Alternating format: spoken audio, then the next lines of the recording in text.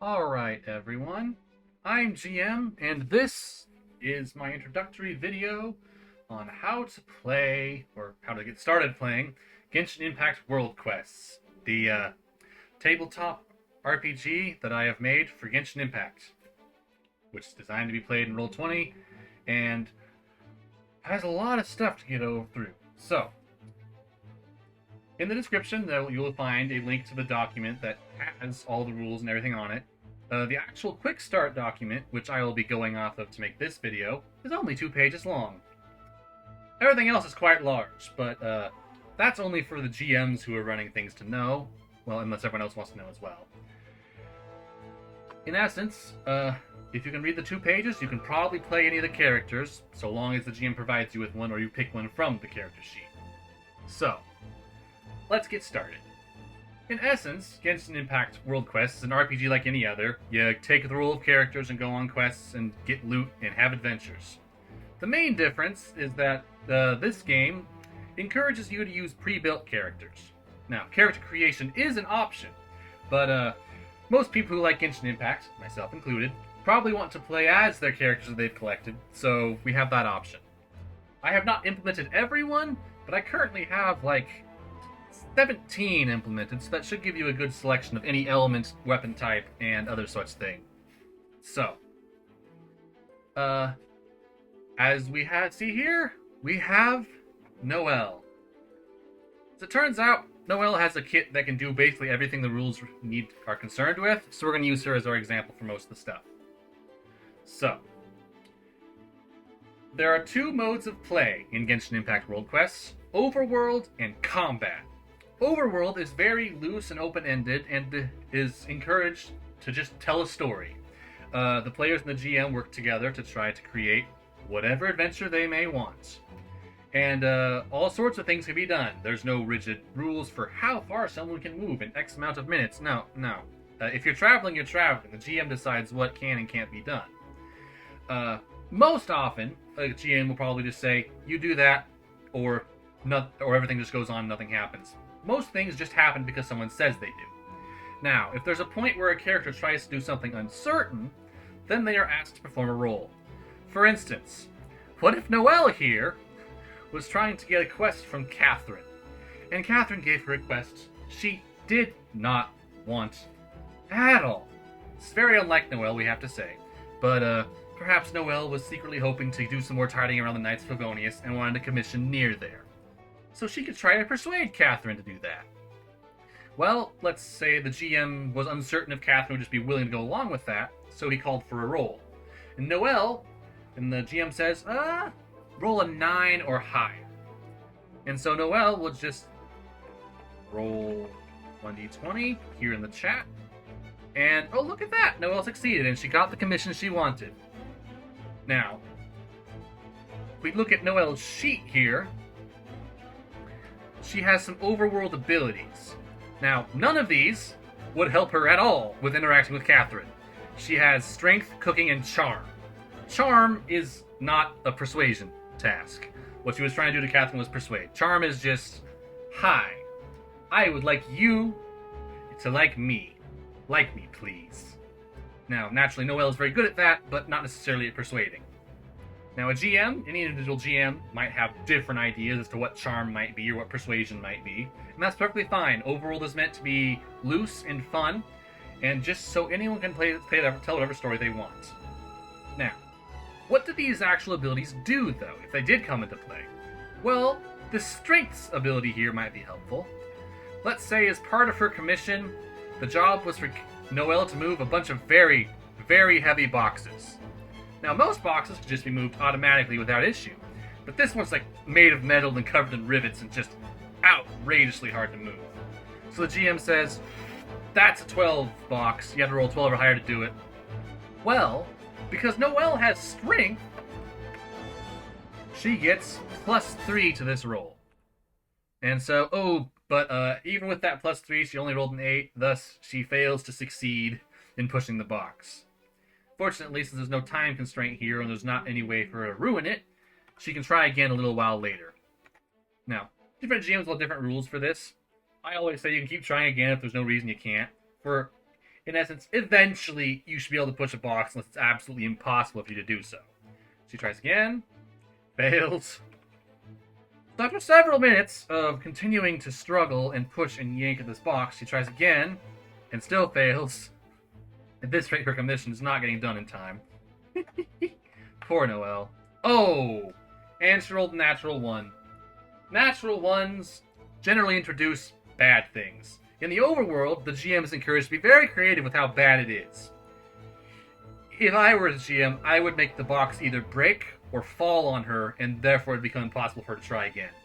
Sadly, this box will not be being moved today. However, if she'd rolled above 12, she would have moved the box, and it would have all been fine. And that task would have been completed. Yay. And that is essentially how everything in the overworld is done. The characters try to do something, the GM says, sure, or maybe you can try. The GM is free to declare anything, any challenge, from like 2 to above 20, because a lot of bonuses can make things higher. Up to 29 is pretty regular, but beginning characters should not be doing 29 tests. That would be ridiculous. A rule of thumb I like to use is to do it in groups of 3. Easy tasks are 3, medium tasks are 9 or 12, and hard tasks are 18, and ridiculous tasks just go past 20. The GM is also allowed to declare impossible tasks at any time. On a note, there is an opposite of the natural 1. The nat 20 means not only do you succeed spectacularly in some amazing way that gives you more benefits than you would have otherwise gotten from just, like, moving the box. For instance, in my case, say there was pushing the box, she rolled a 20. It would have pushed way over here and impressed people and gotten them on her side, because she's just so gosh darn strong. And so that's how Overworld goes. There's a few minor differences. So if we look at Noelle's sheet, she does have some other Overworld abilities. So Strength, Cooking, and Charm just provide bonuses to those things. Academic Knowledge, Knights of Favonius, is rolled when she needs to know something about, well, the Knights of Favonius or their history or something. These two ones here, though, are bolded ones. They are special abilities that aren't just assistances to a roll. Assistance allows Noelle to aid any player she wants, or any person she wants, with any task they have available. Virtually no one else can do this. It's unique to Noelle. Inspire allows her to inspire people and shake them of fear, and make them feel like they can be strong and happy, and or trust her, depending on the situation. These things generally don't require rolls, and are more like special things you can do in the overworld. For instance, if you're playing Mona, you have access to astrology, which allows you to predict the future, which is great. And other such things for other such characters. All the other stuff in the sheet doesn't affect Overworld. There's some personality ideas, how to play her in role-playing, and some character interpretation options, because if you're playing Noelle, you are free to play her as you wish. You don't have to be a perfect character model of what's in Genshin Impact. You can adjust. You can be crazed Noelle, defensive Noelle, or just very tired Noelle if you want. And that's how Overworld works. Everyone comes together to tell a story. It is very possible for an adventurer never to leave Overworld play because it's all investigation or something. However, the meat of the system is in the combat. And so we are going to go through exactly how combat works.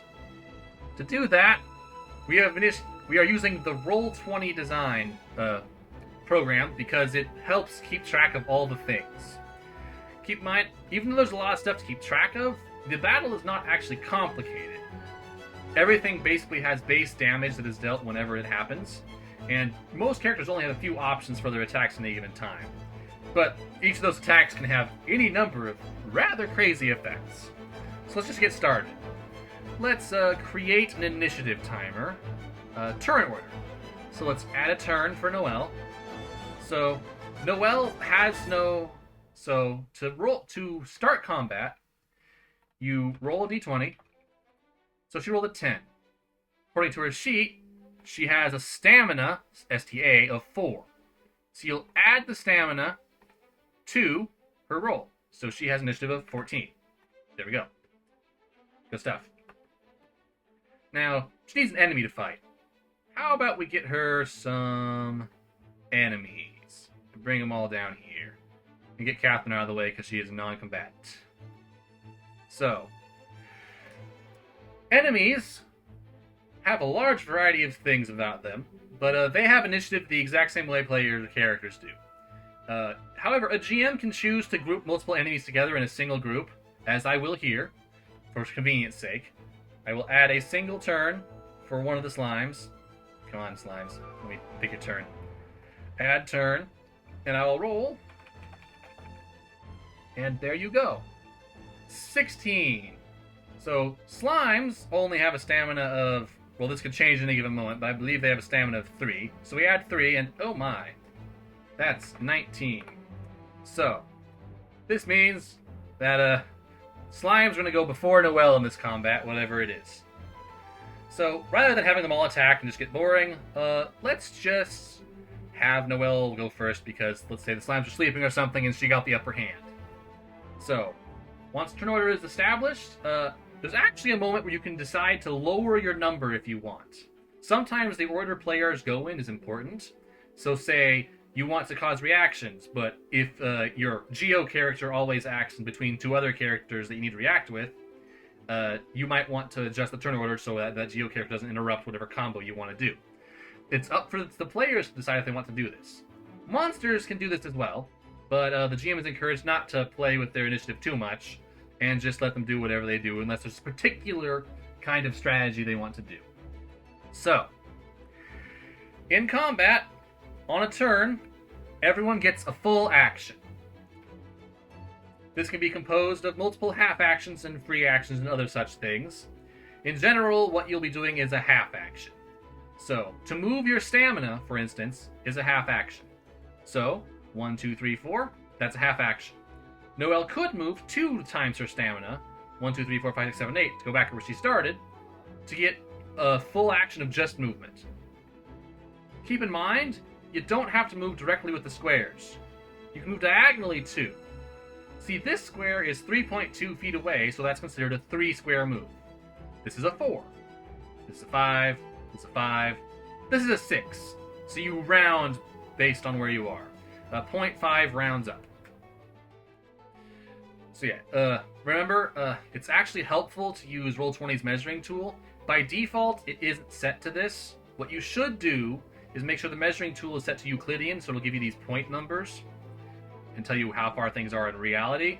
And make sure every square is unit 1. Otherwise, you'll have 5 feet to have to divide by 5 every time. But once you have it set like this, you can just point somewhere and know, that is 9 squares away. Good to know. So, the other type of action that Noelle can do is the combat talent, which is to use her combat talent to do whatever it is. Every character has unique ones. So, every character also has 3 sets. There's the normal attack, the elemental skill, and elemental bursts. Sometimes they have different versions. For instance, you can have a normal attack as a half action here, or a normal attack as a full action here. Noelle doesn't have any other options, but do note that her elemental burst is free, which means she can use it and something else if she wants. That's just how it is. So, it's important to note though that while you can use 2 half movement actions, you can't usually use 2 half combat talents. So you can only normal attack once on your turn, unless of course it says free, which is kind of rare. But so you can do a move and then a half attack, or a half attack and then move. So you can lunge forward and retreat, or retreat and otherwise. So in this case, let's just have Noelle move forward to the Pyro Slime and do her normal attack. So, this normal attack deals attack damage to all adjacent entities in one direction, which is 3 squares, including 2 diagonals. So she's basically sweeping out in front of her on 3 squares. Her attack is 4, so ideally, this deals 4 damage to all 3 slimes. Now, in most systems, at this point you would roll to hit. In general, player characters do not have to roll to hit unless a creature has some kind of stealth available, or they're trying to be very fancy with a bow. Actually, bows just miss sometimes. However, you still roll on an attack. Oh, we'll ignore that nat 1. That causes bad things. So an 8. So this 8 tells us, what does it tell us? Well, if we look at her sheet, she has a crit target that tells her on rolls of 19 or higher, she will deal critical damage of crit plus 1. However, she did not roll a 19 or higher, so she gets no crit damage, and instead just deals base damage. Which would be, as we discussed, 4 damage to every slime. 4 damage. 4 damage. 4 damage. Note, I run games where everyone can see everything and everything is public, but it is perfectly feasible for GMs to hide the health or stats of monsters while in play. So you may not see the health bars on the creatures while you're playing. So, that was Noelle's turn. It's the slime's turn. I will just have the pyro slime itself attack. So, it attacks. So, pyro slimes are a little different than everything else. See, while monsters cannot dodge, guess what? The players can certainly dodge, which means that every single monster or enemy has a challenge or a difficulty associated with their attack. For slimes, their basic attack simply has a difficulty of 5. So the pyro slime attacks, and Noelle tries to dodge. Keep in mind, it is Noelle rolling this. In combat, the GM will only very rarely roll dice. Even in the overworld, it'll rarely be a case that the GM has to roll dice, unless there has to be some sort of secret task. Anyway, Noelle dodges and takes no damage at all. Yay! And so it's her turn again. She will go take a look at her other abilities.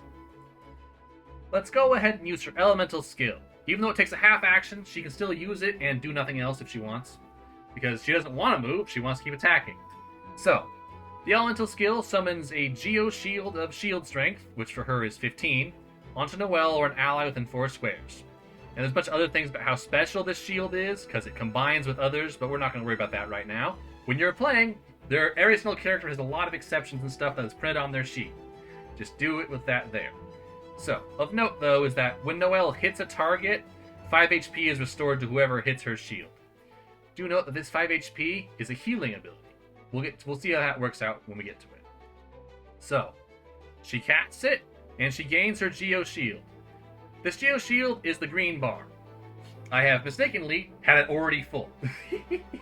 But normally she would start with none and have 0, and have the bar be completely empty.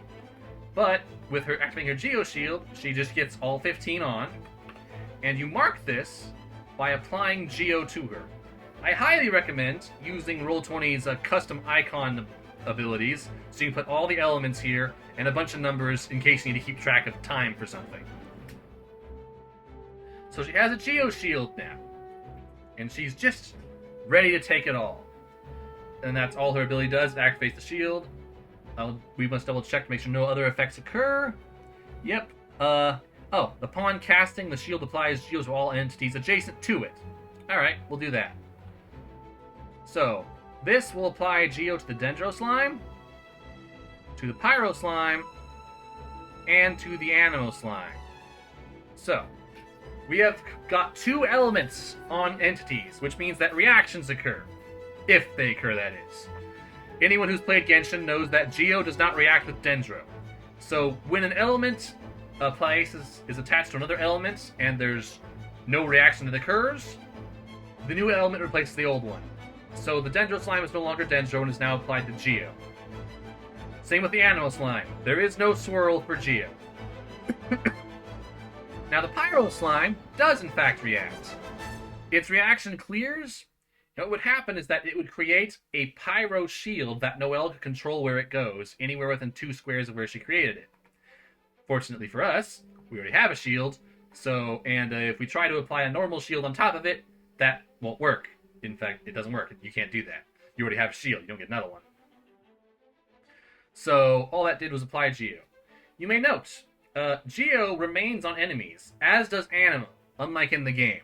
This is to make sure that reactions can happen both ways, because of the turn-based nature of this system, as opposed to how everything happens all at once during a Genshin Impact itself. So she has her shield, and she's going to now take a hit from the slime. She can dodge, but I'm just going to say she doesn't today, that she fails, and that she takes the damage. The slimes deal damage. Their attack is only 2, though, and the attack is dealt off the shield. Click! And the shield absorbs all the damage. The fire slime does not deal pyro damage to her because it is not on fire. But if it did deal pyro damage, the pyro would appear. Now, since her geo element is on a shield, the pyro element does not remove the shield.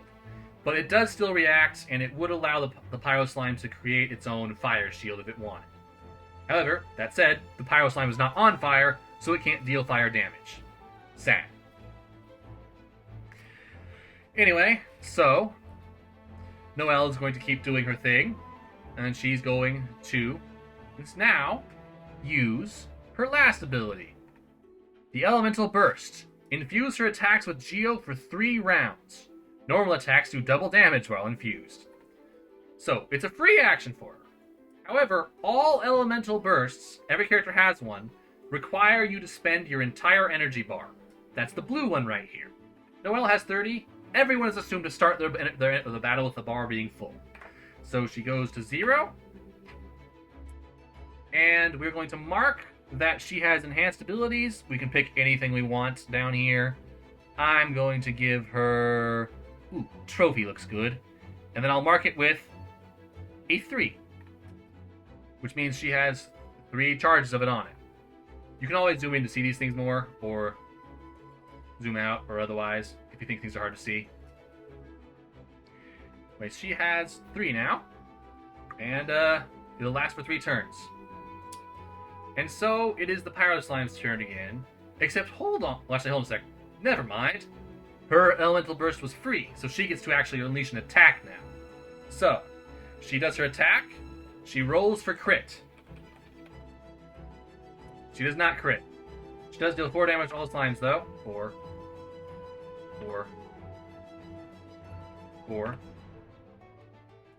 And, yeah, that's basically that for her turn. And now it's Pyro Slime's turn again, except wait! We have returned to the top of the turn order again. And this didn't matter at all before, but this is actually start of round. Now, start of round is important now because we have a lack of energy.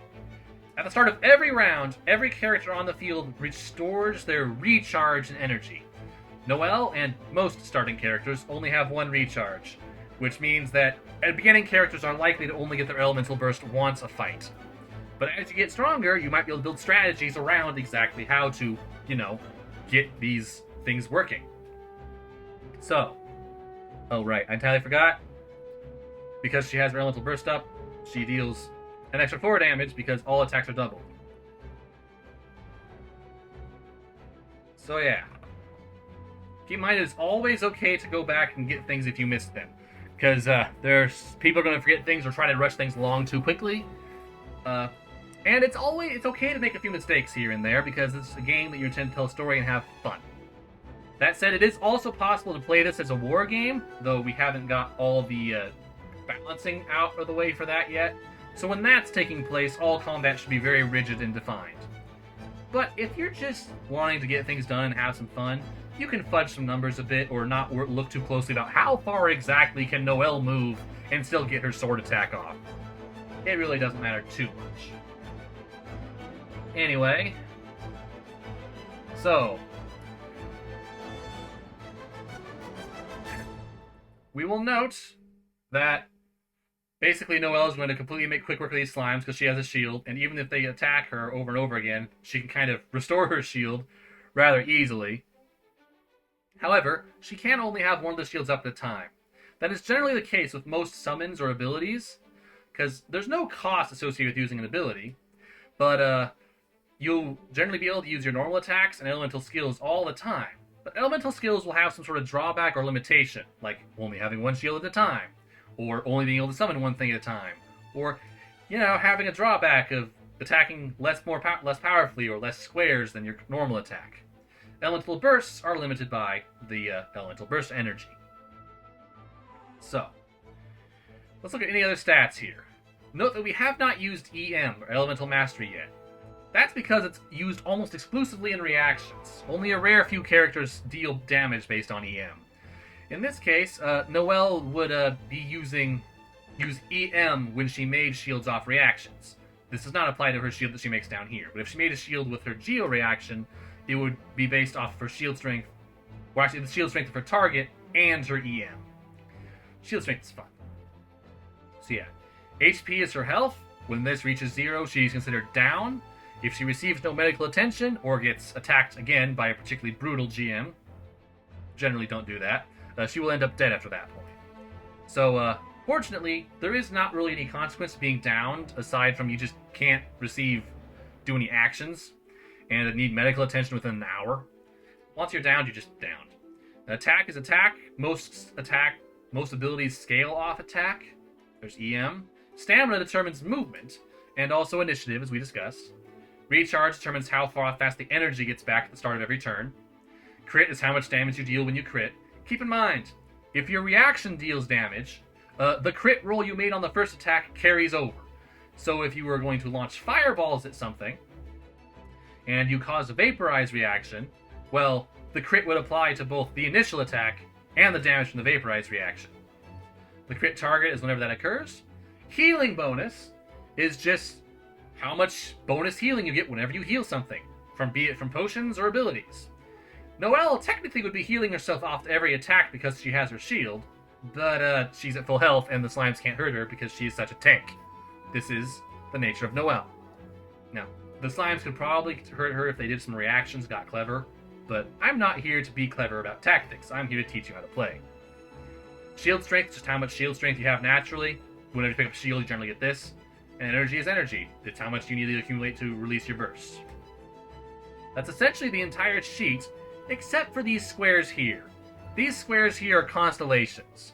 When you upgrade your character from finding a constellation, or a Stella Fortuna, you will tick one of these boxes and improve your ability.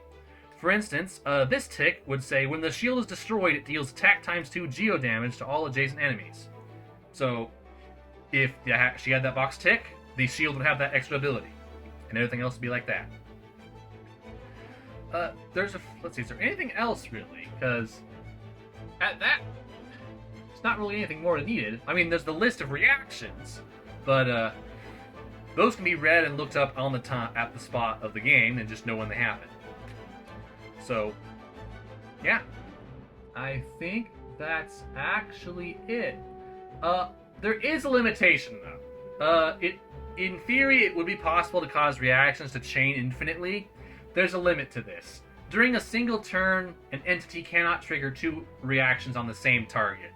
So if somehow Noelle cast both an Animo and a Fire spell at the same time, which is unlikely, supremely so, but there would occur a swirl and then possibly also some other reaction. The second reaction could not occur on the same target. So there is a limitation to how much nonsense you can do.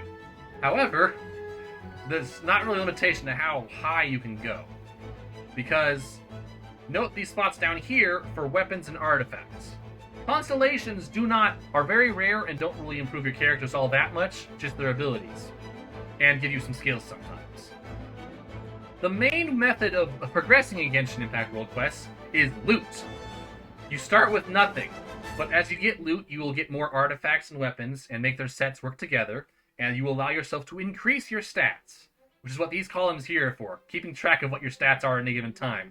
Because if you remove your artifact sets or change them, your stats are going to change wildly. So yeah, starting characters don't have to worry about this, but as time goes on, characters are expected to trade, upgrade, and work through their loot that they've found.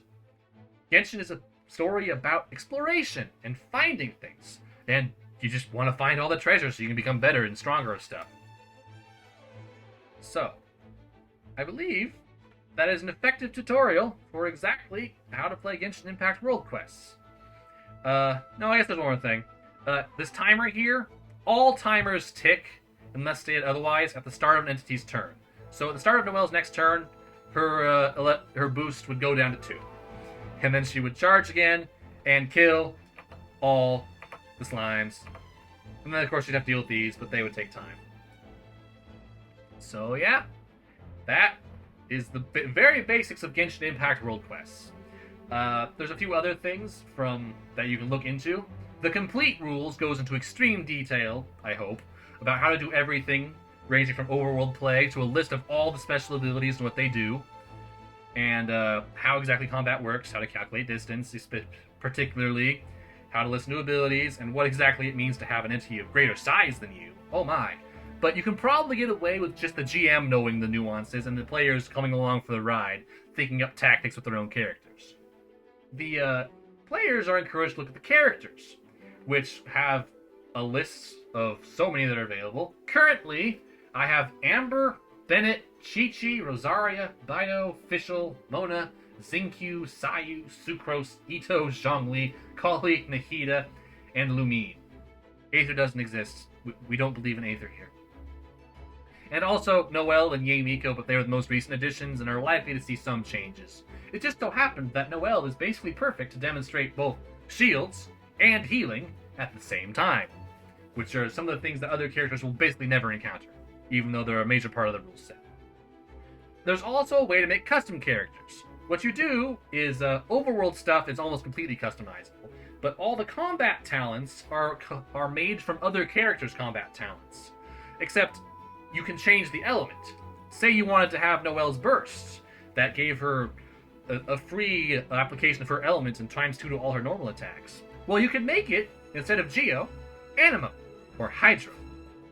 So long as your character has only one element in their system, that'll work just fine. So yeah, character creation. Good stuff. It's available. There's a bestiary. It currently has Hilichurls, Slimes, and Abyss Mages, and an Animal Hypostasis. All the numbers in there are subject to change as we balance the game more from testing, but all of them are there and available for being used. The Treasure Vault contains all sorts of artifacts, weapons, gadgets, potions, loot, you name it. Though right now the gadget section is just, hey, these things exist. Don't look too closely at them. Gadgets are a thing that can be very unique to each adventure, and even come up with GMs on their own. But yeah, the important part of that is the artifacts, which the GMs are encouraged to give out liberally. And there's even a table for rolling random loot, of which my favorite part is, the worst loot you can get is 1 cabbage. And yeah, we also have rules for alchemy, which only a few characters use. But the potions from alchemy are encouraged to be used in-game, because occasionally there'll be a puzzle that'll need a pyro application or a hydra application, and you have neither of those characters. Well, alchemy can create splash potions that can cause those elements to be applied, which can allow progression when otherwise things would be impossible. There are also bottled reactions, which is just overload in the can. Great stuff. We are also working on a unique setting for the game. I mean, naturally it takes place in Teyvat, but I'm also creating a more of a sci-fi setting that can also have all the characters in it, that's based on Teyvat, but takes place in a solar system. So you can see the beginnings of that already. Anyway, that is the quick start for Genshin Impact World Quests. Thank you for listening.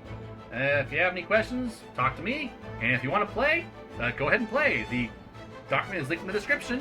And if you want to join one of my games, just send me a message somehow, or check the Discord server. I'm probably going to be doing a lot of testing here and trying to iron out all the numbers. Because while the game works and it's fun to play, balance will need to be dealt with eventually. Anyway, I am GM. Thank you for listening.